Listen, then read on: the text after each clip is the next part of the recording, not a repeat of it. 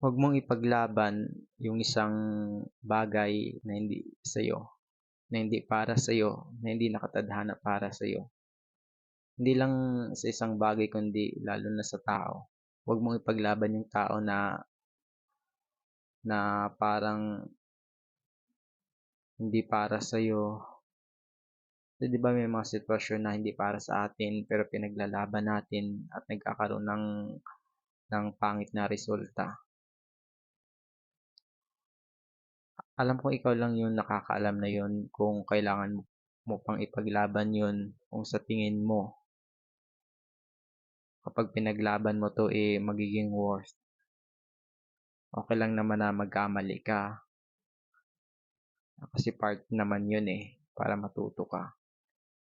Pero dapat kapag nagkamali ka, kailangan matuto ka. Ta's yung mistake na yun, yung mga pagkakamali na yun, yun yung magga-guide sa'yo. Puwede mo naman ipaglaban kahit sino, basta kapag nararamdaman mo na parang hindi hindi na para sa'yo, i-give up mo na. Hayaan mo na yung tao na yun, siya yung maglalaban para sa'yo, na ipaglalaban ka.